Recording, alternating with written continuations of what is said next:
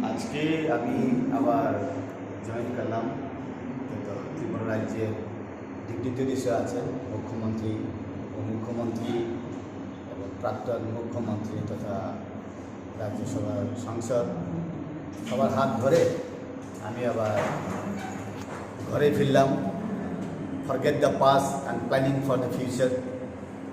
কারণ যখন ভারতের রাষ্ট্রপতি জনজাতিদের মধ্য থেকে হয়েছে সেদিন থেকেই আমি চিন্তা করলাম, yes, the India is unique.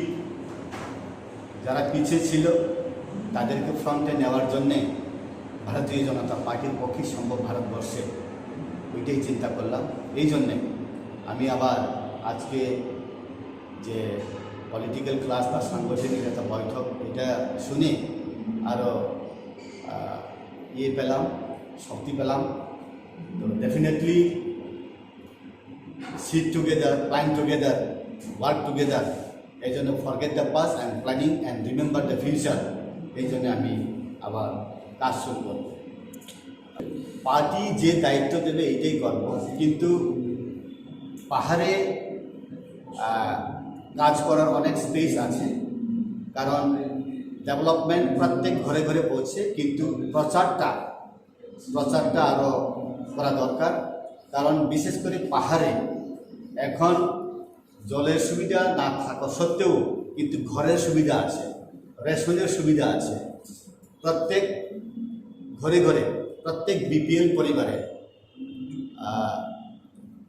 প্রধানমন্ত্রী আবাস যোজনার ঘর, প্রত্যেক ভিলেজ কমিটিতে, প্রত্যেক গাঁও সভাতে এখন দেখা যায়।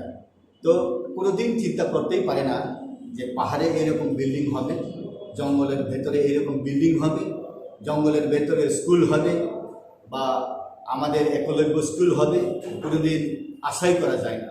তো মানুষ এখন পাহাড়ে না চাইতেই পায়। এটা সব প্রচার হয় না, কিন্তু এখন দেখা যায় যেটা ছিল না এখন সবার চোখের সামনে।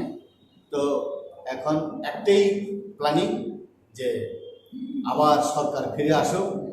ইভেন সিপিএম এবং কংগ্রেস ত্রিপুরাতে আর আসবে না। তো পাহাড়ে এখন পলিটিক্যাল যে ডাইমেনশন, পাহাড়ে এবং সমতলে প্ল্যানিং করে এখন জনজাতিরা